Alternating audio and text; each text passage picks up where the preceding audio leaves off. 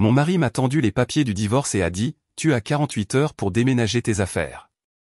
Ma nouvelle copine est désormais propriétaire de cette maison. J'ai simplement souri et accepté. Mais quand elle a mis les pieds dans cette maison, elle a compris qu'elle venait de commettre la plus grosse erreur de sa vie. Vous savez ce moment où votre mari vous tend les papiers du divorce comme s'il retournait un grille-pain défectueux chez Target? Eh bien, apparemment, Brad pensait que notre mariage de 8 ans venait avec une garantie satisfaction ou argent remis. Me voilà, debout dans notre cuisine du comté de Westchester vendredi après-midi dernier, portant toujours mon blazer de palais de justice d'une clôture immobilière particulièrement brutale, quand mon cher mari de près d'une décennie a décidé de lâcher sa bombe avec toute la finesse d'un étudiant de fraternité ivre lors d'une dégustation de vin. « Harper, j'ai besoin que tu signes ça », a annoncé Brad, faisant glisser une enveloppe en papier brun sur notre comptoir en granit comme s'il distribuait des cartes à Vegas. « Tu as 48 heures pour emporter tes affaires. Madison emménage ce week-end, et elle a besoin de place pour son coin méditation et sa collection d'huiles essentielles. Madison, son instructrice de yoga de 25 ans, avec la flexibilité d'un bretzel et apparemment le sens moral d'une spaghetti trop cuite. Je regardais cette épave ferroviaire approcher depuis des mois, mais l'entendre officiellement déclarer m'a donné l'impression d'être giflé avec un poisson mouillé pendant que quelqu'un jouait de la musique de trombone triste en arrière-plan. 48 heures, ai-je répété, ouvrant l'enveloppe avec un calme qui rend les infirmières des urgences nerveuses. C'est généreux de votre part, considérant que vous préparez ce prise de contrôle hostile depuis juillet. Brad a eu l'audace de paraître surpris, comme s'il venait de découvrir que l'eau était mouillée. Tu savais, chérie, tu as commencé à aller à des cours de yoga 5 fois par semaine et tu as soudainement développé une passion pour les smoothies verts. Tu es aussi subtil qu'une fanfare dans une bibliothèque. J'ai parcouru les documents.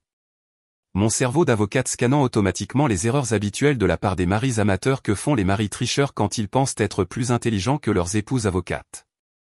De plus, tu as fait des voyages d'affaires dans des endroits qui n'ont pas de conférences d'affaires. Ce Donna ne crie pas exactement un sommet de conseil financier, n'est-ce pas? Le beau côté d'être marié à quelqu'un pendant 8 ans, c'est que vous savez exactement quel bouton presser pour faire trembler son œil gauche. Celui de Brad faisait un chacha complet alors qu'il réalisait que son plan maître avait plus de trous qu'une passoire dans un stand de tir. « Écoute, Harper, ne rends pas les choses difficiles », a-t-il dit, utilisant ce ton condescendant qu'il avait perfectionné pendant nos séances de conseiller conjugal. Celle qu'il avait suggérée juste au moment où Madison commençait à poster des citations cryptiques sur suivre son bonheur sur Instagram. Madison et moi avons trouvé quelque chose de réel, quelque chose d'authentique. Elle comprend mon voyage spirituel. J'ai failli m'étouffer avec mon café. L'idée de voyage spirituel de Brad était de trouver la motivation pour séparer son linge sombre de son linge clair dans la laverie. C'était un homme qui pensait que les chakras étaient un type de fromage exotique et que méditer signifiait penser au golf en étant coincé dans les embouteillages.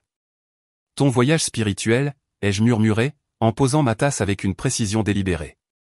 C'est comme ça qu'on appelle ça quand un conseiller financier d'âge mûr se laisse séduire par une femme assez jeune pour être prise en charge chez Applebee's? Ne sois pas amer, Harper. Ce n'est pas attrayant. Amer. Oh, mon chéri. Je n'avais même pas encore commencé à m'échauffer.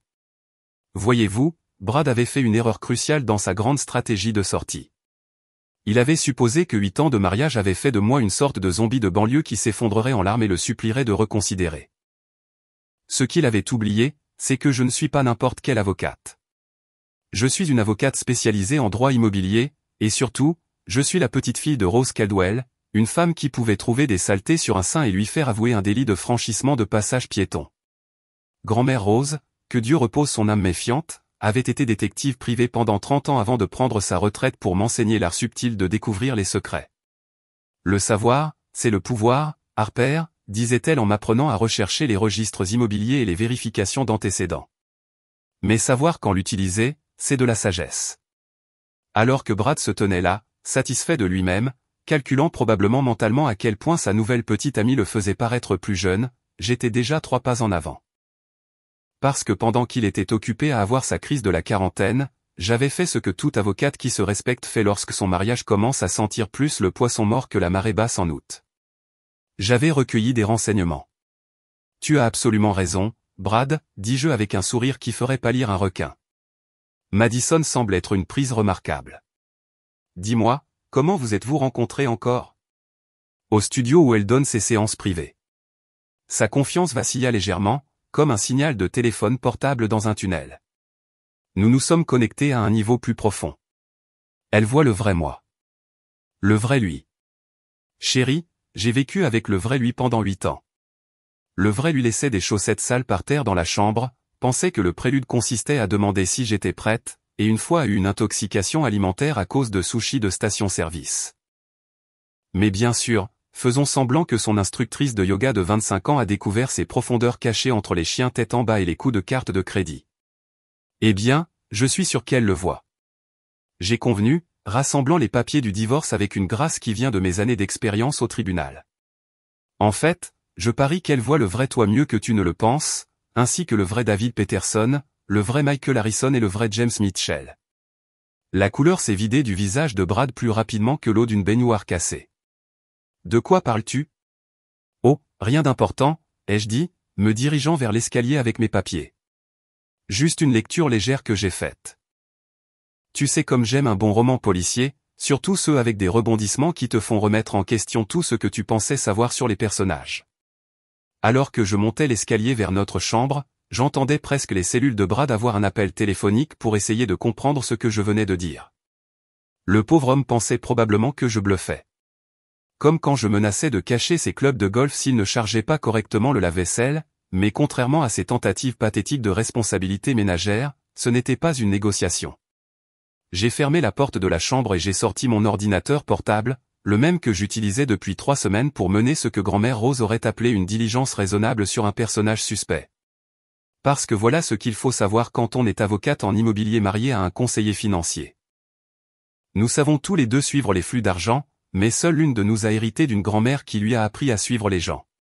Tout avait commencé innocemment fin septembre quand Brad est rentré à la maison sentant le bois de santal et racontant des balivernes sur l'ouverture de son chakra du cœur.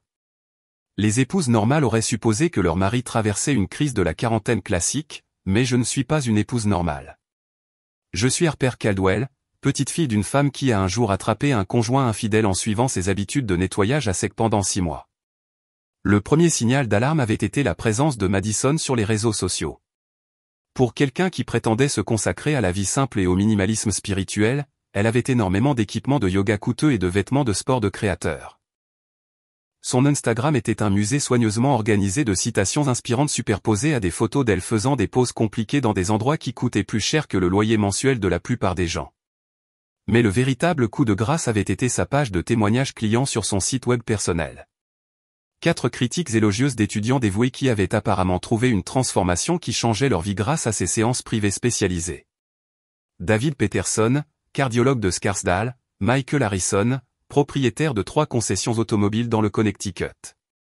James Mitchell, gestionnaire de fonds spéculatifs de Greenwich, et mon cher mari, Brad, conseiller financier extraordinaire. La chose amusante avec les hommes riches et mariés traversant une crise de la quarantaine, c'est qu'ils ne sont pas aussi originaux qu'ils le pensent. En creusant un peu plus, et par creuser, j'entends utiliser les compétences d'enquête que Rose m'avait inculquées depuis l'âge de 12 ans, j'ai découvert que Madison Rivers n'était même pas Madison Rivers. Son vrai nom était Melissa Rodriguez, et elle travaillait sous cette identité d'instructrice de yoga rencontre gourou spirituel depuis 3 ans dans les comtés de Westchester et de Fairfield.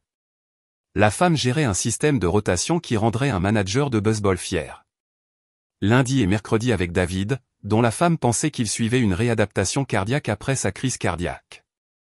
Mardi et jeudi avec Michael, dont l'épouse croyait qu'il suivait des séances de thérapie de deuil après la perte de son père. Vendredi avec James, qui avait convaincu sa femme qu'il était en thérapie intensive pour son addiction au trading. Et les week-ends?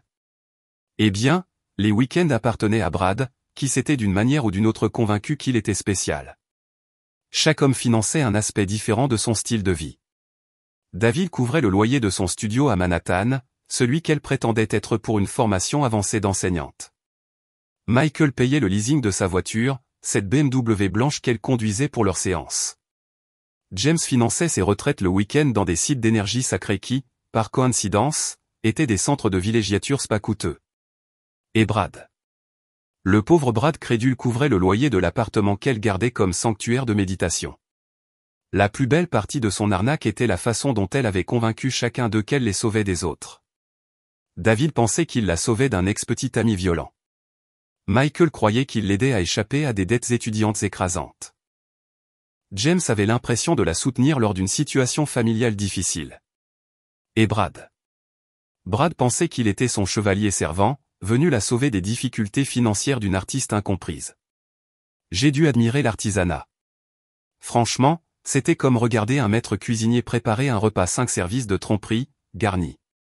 La documentation que j'avais rassemblée au cours des 3 dernières semaines se lisait comme un manuel de fraude relationnelle moderne. Capture d'écran des conversations par SMS qu'elle avait avec les 4 hommes simultanément, parfois à quelques minutes d'intervalle, dossier financier montrant des dépôts provenant de plusieurs sources sur des comptes sous ses vrais et faux noms. Même un système de calendrier détaillé qu'elle gardait pour gérer son emploi du temps de rotation, codé par couleur selon la technique de manipulation émotionnelle qui fonctionnait le mieux sur chaque cible. Mais voilà où Madison, désolée, Melissa, a fait son erreur fatale. Elle est devenue gourmande.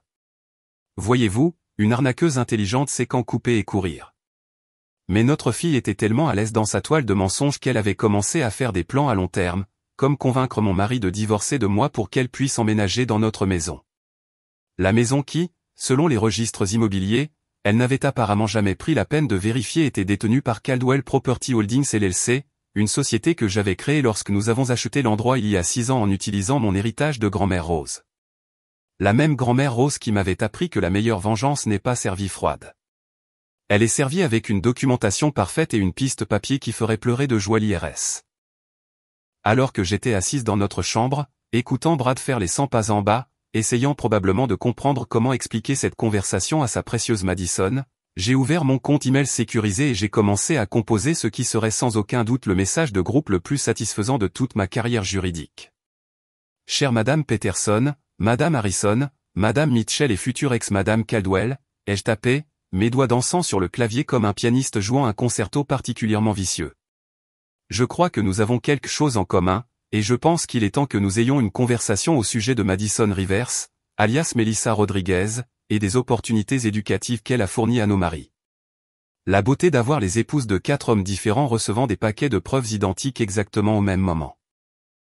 Eh bien, disons que la théorie du chaos n'a rien sur un groupe de femmes riches et influentes qui viennent de découvrir qu'elles ont été jouées par la même instructrice de yoga amateur. J'ai appuyé sur envoyer ce courriel de groupe exactement à 18h47 le vendredi 13 octobre, un moment que je suis sûr que grand-mère Rose aurait apprécié pour son sens poétique de la justice. En 15 minutes, mon téléphone a commencé à vibrer comme un frelon en colère piégé dans une boîte à café. Le premier appel venait de Patricia Peterson, l'épouse de David, dont la voix avait ce type de fureur contrôlée qui vient de 23 ans de mariage avec un cardiologue aux yeux errants. Madame Caldwell, j'ai reçu votre courriel. Êtes-vous absolument certaine de ces allégations? Madame Peterson, je suis avocate en immobilier. Je ne fais pas d'allégations. Je présente des preuves. Revérifiez votre courriel. J'ai inclus les eurodatages, les dossiers financiers, et suffisamment de preuves photographiques pour convaincre un jury de sceptiques. Le deuxième appel était Victoria Harrison, l'épouse de Michael, qui semblait parler à travers les dents tout en aiguisant peut-être des couteaux de cuisine en arrière-plan. Depuis combien de temps connaissez-vous cette personne nommée Madison? 3 semaines d'enquête active, mais j'observe la situation se développer depuis environ 6 semaines. Les séances de thérapie de deuil de votre mari ont un schéma très intéressant, Madame Harrison. À 19h30, j'avais Jennifer Mitchell en conférence téléphonique avec les 2 autres épouses. Et laissez-moi vous dire, écouter 3 femmes riches et intelligentes découvrir qu'elles avaient été jouées par le même escroc, c'était comme assister à une masterclass en fureur coordonnée. Ce n'étaient pas vos ménagères de banlieue moyenne. Patricia était une ancienne procureure. Victoria dirigeait sa propre entreprise de marketing et Jennifer avait un MBA de Wharton. Madison avait choisi le mauvais groupe pour s'attaquer. Mesdames, ai-je dit, me calant dans mon fauteuil de bureau avec la satisfaction d'un général s'adressant à ses troupes. Je propose que nous gérions cette situation avec la précision et la rigueur qu'elle mérite. Êtes-vous intéressé par une réponse coordonnée? L'enthousiasme dans leur voix aurait pu alimenter tout le littoral. À 20h, nous avions une chaîne de discussion de groupe qui ferait jalouser une équipe de stratégie du Pentagone. Patricia s'occupait des aspects juridiques. Apparemment, la petite opération de Madison constituait fraude, usurpation d'identité et évasion fiscale transfrontalière. Victoria gérait l'enquête sur les réseaux sociaux, traquant chaque fausse critique et chaque témoignage fabriqué. Jennifer suivait la piste de l'argent à travers les relevés bancaires auxquels ses contacts de fonds spéculatifs pouvaient accéder. Et moi, je coordonnais toute cette belle symphonie de justice tout en me préparant simultanément à l'arrivée inévitable de Madison chez moi, car c'était la chose que Brad ne savait pas à propos de sa précieuse gourou spirituelle. Elle avait une clé de notre maison que Brad lui avait donnée il y a 3 semaines. Et selon l'application de suivi que j'avais discrètement installée sur son téléphone, merci, grand-mère Rose, de m'avoir appris la surveillance numérique. Elle prévoyait de lui faire une surprise avec un dîner de célébration ce soir. À 20h45, Brad a finalement rassemblé son courage pour monter. J'entendais son approche comme un adolescent coupable essayant de passer en douce avant le couvre-feu. Chaque pas sur l'escalier était une symphonie de regrets et de malheurs imminents. « Harper, tu vas bien là-haut ? » Tu as été très silencieuse. Juste en train de faire mes valises, mon chéri, ai-je répondu, sans lever les yeux de mon ordinateur portable où j'examinais les documents de fraude à l'assurance que Patricia avait déjà commencé à préparer. Tu sais à quel point je suis méticuleuse avec les projets importants. À propos de ce que tu as dit tout à l'heure. C'est non. Oh, ça. Ne t'inquiète pas, Brad. Je suis sûr que ce n'est rien d'important. Juste quelques coïncidences que j'ai remarquées en faisant des recherches sur les antécédents de Madison. Tu sais comme les avocats sont paranoïaques. Je pouvais pratiquement entendre son soulagement à travers la porte de la chambre. Pauvre Brad. Pensant qu'il avait évité une balle alors qu'il se trouvait en fait devant un canon qui n'avait pas encore tiré. À 21h20, mon téléphone a vibré avec un SMS de Victoria. Profil de réseaux sociaux supprimé sur toutes les plateformes il y a 10 minutes. Quelqu'un prend la fuite. Jennifer a enchaîné à 21h25. Compte bancaire montrant une activité inhabituelle. Gros retrait d'espèces commencé il y a 1 heure. Le message de Patricia à 21h30 était mon préféré. Rapport préliminaire déposé auprès des divisions de fraude dans 3 comtés. Cela va être amusant. Mais le vrai divertissement a commencé à 21h45 quand j'ai entendu une voiture se garer dans notre allée. J'ai jeté un coup d'œil à la fenêtre de la chambre pour voir la BMW blanche de Madison, celle que Michael Harrison payait, se garer derrière la Mercedes de Brad. Elle est sortie de la voiture en portant ce qui ressemblait à des sacs de plats à emporter de cet endroit bio coûteux en ville, portant un pantalon de yoga qui coûtait probablement plus que le budget alimentaire mensuel de la plupart des gens et un sourire qui pourrait vendre de la glace aux pingouins. J'ai rapidement envoyé un SMS au groupe. La star de notre spectacle est arrivée. Mesdames, êtes-vous prêtes pour le grand final? 3 réponses immédiates. Prêtes? Allons-y. C'est le moment de mettre fin à cette mascarade. D'en bas, j'ai entendu la porte d'entrée s'ouvrir et la voix de Madison appeler dans ce ton pseudo-mystique et chuchotant qu'elle pratiquait probablement devant le miroir. Brad, chéri, j'ai apporté le dîner. Je pensais qu'on pourrait célébrer ta nouvelle liberté avec des bols de quinoa bio. Des bols de Bouddha, bien sûr, parce que rien ne dit je vais détruire votre mariage et voler votre maison comme s'approprier la philosophie orientale et la servir avec des salades de céréales trop chères. J'ai entendu Brad pratiquement dévaler les escaliers pour la saluer. Sa voix était remplie de l'enthousiasme coupable d'un enfant surpris la main dans le pot de biscuits qui essaie de convaincre tout le monde qu'il vérifiait juste si les biscuits étaient frais. Madison, je t'ai dit d'attendre demain. Harper est toujours. Elle est toujours là. Oh, ne vous inquiétez pas pour ça, est venue la réponse confiante de Madison. Après-demain, tout cela sera derrière nous. Nous pourrons recommencer à zéro dans notre belle nouvelle maison. Notre belle nouvelle maison. L'audace était presque admirable. Presque. J'ai fermé mon ordinateur portable, redressé mon blazer et vérifié mon apparence dans le miroir. Il était temps de descendre et de présenter à Madison le concept de conséquence. Mais d'abord, un dernier SMS à mon nouveau groupe de discussion préféré. C'est l'heure du spectacle, mesdames. J'espère que vous enregistrez. Je suis descendu ces escaliers comme si j'entrais dans un tribunal où je connaissais déjà le verdict. Madison et Brad étaient dans la cuisine, ses bras enroulés autour de sa taille pendant qu'elle regardait avec adoration nos comptoirs en granit comme si elle redécorait déjà mentalement. Les contenants de plats à emporter étaient étalés sur l'îlot, et elle avait même allumé des bougies, probablement celles coûteuses que j'avais achetées dans cette boutique de Greenwich. Eh bien, ai-je annoncé, ma voix coupant leur bulle romantique comme un couteau dans du beurre chaud. Madison Rivers, ou devrais-je dire Melissa Rodriguez. L'effet fut instantané et absolument délicieux. Le visage de Madison a traversé plus de changements de couleur qu'un feu de circulation en panne nerveuse. Pendant que Brad ressemblait à quelqu'un qui venait d'entendre que son 401k avait été investi en argent de Monopoly. « Harper, de quoi parles-tu » a bégayé Brad. Mais Madison était devenue complètement rigide, ses mains tombant de sa taille comme si elle venait de réaliser qu'elle serrait un serpent à sonnette. « Oh, je pense que Madison sait exactement de quoi je parle », ai-je dit, sortant mon téléphone et le posant sur le comptoir.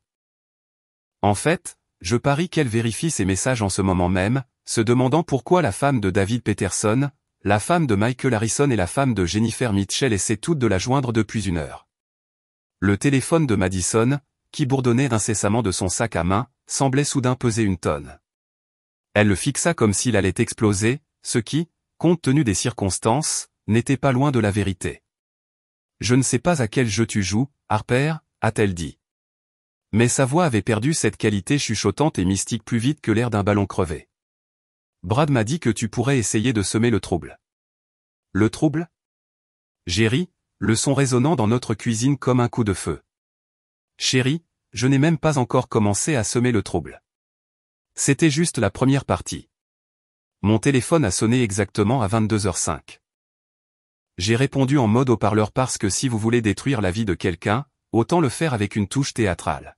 « Harper, c'est Patricia Peterson. Je suis avec Victoria et Jennifer. Nous venons de déposer des rapports auprès de la division des fraudes, de l'IRS et du procureur général de l'État. Nous pensions que Madison pourrait vouloir savoir. » Le visage de Madison était passé du pâle au vert, atterrissant quelque part sur la couleur d'un vieux guacamole. Brad regardait entre nous comme un spectateur au match de tennis le plus déroutant du monde. « Quelle division de fraude ?» a-t-il demandé, sa voix craquant comme un garçon de 13 ans en pleine puberté. « Eh bien, Brad, la voix de Victoria Harrison est venue à travers le haut-parleur avec le genre de gaieté professionnelle qu'elle utilisait probablement pour annoncer de mauvaises nouvelles à ses clients.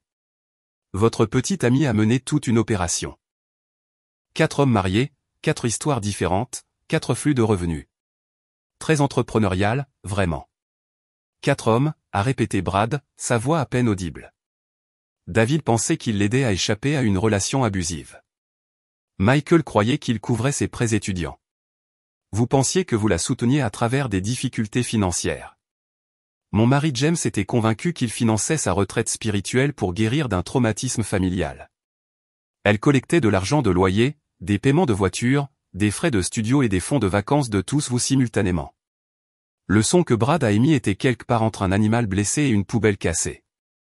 Madison, quant à elle, avait attrapé son sac à main et se dirigeait vers la porte comme une voleuse à l'étalage qui venait d'apercevoir la sécurité. Madison, ai-je appelé gentiment, l'arrêtant en pleine fuite. Avant de partir, il y a une chose de plus que tu devrais savoir. Cette maison, celle dans laquelle tu avais prévu d'emménager, elle appartient à Caldwell Property Holdings LLC. Mon LLC acheté avec mon héritage à mon nom, avec mon argent. Le nom de Brad n'est ni sur l'acte, ni sur l'hypothèque, ni sur aucun document légal. Elle s'est retournée lentement, son visage ressemblant maintenant à une statue de cire qui était restée trop près d'un radiateur. « Qu'est-ce que ça veut dire » a-t-elle chuchoté. « Ça veut dire, ai-je dit, savourant chaque mot comme un bon vin. Que même si Brad divorce de moi, il n'a aucune prétention légale sur cette propriété.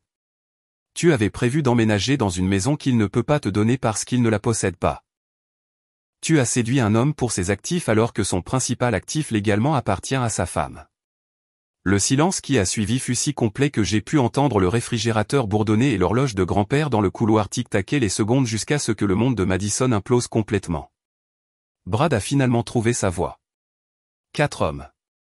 Tu fréquentais 4 hommes. La persona mystique soigneusement construite de Madison s'est effondrée plus vite qu'un château de sable dans un ouragan. Brad, je peux expliquer. Explique, a-t-il explosé, son visage devenant aussi rouge que pour arrêter la circulation. Explique comment tu m'as manipulé pendant des mois. Explique comment tout ce que tu m'as dit était un mensonge. En fait, la voix de Patricia a coupé le chaos de mon téléphone. Elle ne va rien expliquer à personne sauf aux enquêteurs fédéraux. Nous avons retracé des transactions financières transfrontalières, documenté une usurpation d'identité et trouvé des preuves d'évasion fiscale qui auraient impressionné Al Capone. Madison, ou Melissa, ou quel que soit votre vrai nom, vous allez devenir très familière avec l'intérieur d'un tribunal. Madison a fait un dernier acte désespéré. Brad, chérie, rien de tout ça n'a d'importance. Nous avons quelque chose de spécial. Spécial? La voix de Victoria débordait de sarcasme. Tu veux dire comme la relation spéciale que tu avais avec mon mari tous les mardis et jeudis pendant 6 mois. C'est là que Madison a complètement craqué. Les larmes ont commencé à couler. La façade mystique a complètement disparu. Et elle a commencé à bafouiller sur le fait qu'elle n'avait jamais voulu que ça aille si loin, qu'elle avait juste besoin d'argent pour sa mère malade, qu'elle allait dire la vérité à tout le monde un jour. Mais j'avais fini d'écouter. J'avais entendu assez de mensonges de Madison pour plusieurs vies. Mesdames, ai-je dit au téléphone. Je pense que notre travail ici est terminé. Madison, la porte est derrière toi. Je te suggère de l'utiliser avant que je décide de porter des accusations supplémentaires pour intrusion. Madison a fui notre maison plus vite qu'un touriste quittant Times Square le soir du Nouvel An. Son pantalon de yoga de créateur et sa retraite d'illumination spirituelle se sont retirés dans la nuit d'octobre comme la fumée d'une bougie éteinte. La BMW blanche, celle de Michael, techniquement, a quitté notre allée avec la grâce d'un chariot de supermarché avec une roue cassée. Brad se tenait dans notre cuisine, ressemblant à quelqu'un qui venait de se faire expliquer la physique quantique par une danse interprétative. Les bols de Bouddha étaient refroidis sur le comptoir. Leur quinoa bio, probablement à se demander comment il s'était retrouvé dans un tel pétrin. 8 ans, Harper, a-t-il dit finalement, sa voix aussi creuse qu'une promesse de campagne. 8 ans de mariage, et tu savais ça depuis des semaines et tu n'as rien dit. Oh, mon chéri, ai-je répondu, soufflant les bougies de Madison avec une cérémonie délibérée. J'ai appris il y a longtemps que le savoir n'est puissant que lorsque l'on sait exactement comment l'utiliser. Grand-mère Rose disait toujours, le timing est tout, à la fois pour la vengeance et l'immobilier. La belle chose à propos de regarder le fantasme de quelqu'un imploser, c'est le moment où il réalise qu'il a échangé quelque chose de réel contre quelque chose de complètement fabriqué. Brad avait renoncé à un mariage avec une avocate prospère qui possédait de l'immobilier de choix dans le comté de Westchester pour une arnaqueuse qui jonglait avec plus d'hommes qu'une artiste de cirque. Mon téléphone a vibré avec des mises à jour de mon nouveau groupe de discussion préféré. Patricia avait déjà parlé à un procureur fédéral très intéressé par l'opération multi-État de Madison. Victoria avait découvert 2 victimes supplémentaires dans le Connecticut grâce à son enquête sur les réseaux sociaux. Jennifer avait retracé suffisamment d'irrégularités financières pour occuper des comptables légistes pendant des mois. L'IRS va s'amuser avec ça, ai-je dit à Brad, parcourant les fichiers de preuves. Il s'avère que Madison n'a pas déclaré ses revenus de ses divers services de conseil spirituel. C'est incroyable à quelle vitesse l'illumination disparaît lorsque des accusations de fraude fiscale commencent à voler. Samedi matin, les conséquences se propageaient dans nos cercles sociaux comme des commérages lors d'une réunion du conseil d'administration d'un country club.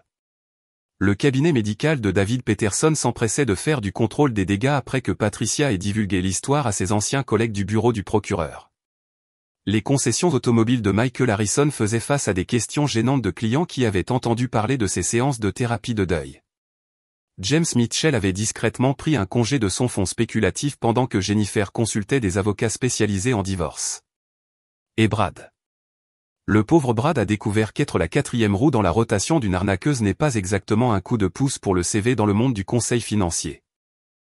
Les nouvelles circulent vite dans le comté de Westchester, surtout lorsqu'il s'agit d'instructrices de yoga, d'enquêtes sur la fraude et de femmes très en colère avec d'excellents avocats. Les papiers du divorce que Brad m'avait servi avec tant de confiance se sont avérés aussi inutiles que les promesses de transformation spirituelle de Madison. Quand on ne possède pas réellement l'actif conjugal principal, les négociations de divorce deviennent considérablement plus compliquées. Il s'est avéré que mon LLC financé par mon héritage et mon nom sur tous les documents légaux me donnait un pouvoir de négociation qui rendait la position de Brad aussi solide qu'une maison de cartes dans un ouragan. 3 mois plus tard, je suis assise dans la même cuisine où tout ce drame s'est déroulé. Mais maintenant, il n'y a que moi, mon café, et la satisfaction qui vient de regarder le karma fonctionner avec la précision d'une montre suisse.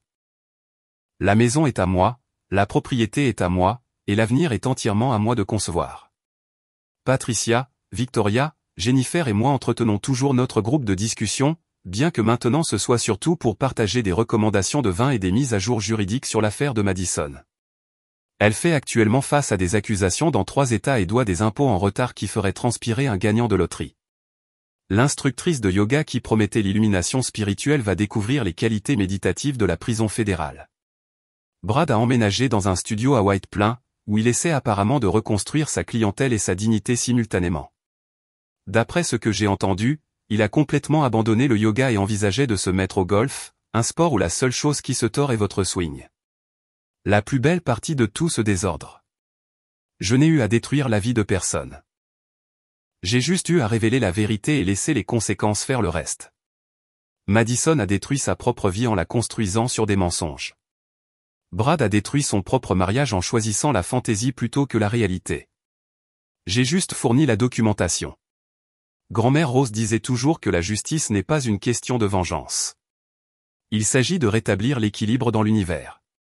Parfois, cet équilibre nécessite un peu d'aide de dossiers de preuves bien organisés et d'un groupe d'épouses très déterminés avec d'excellents avocats. De nos jours, quand les gens me posent des questions sur mon divorce, je souris simplement et je dis que c'était éducatif. J'ai appris que 8 ans de mariage m'ont appris exactement ce que je valais, et c'est considérablement plus que ce que j'acceptais. Et si de futurs prétendants pensent pouvoir jouer avec Harper Caldwell, eh bien, disons simplement que j'ai les compétences d'enquête de grand-mère Rose, un diplôme en droit, et 3 nouvelles amies qui savent exactement comment coordonner une belle mise à terre. Après tout, le karma est peut-être patient, mais il a une excellente cote de crédit et encaisse toujours avec.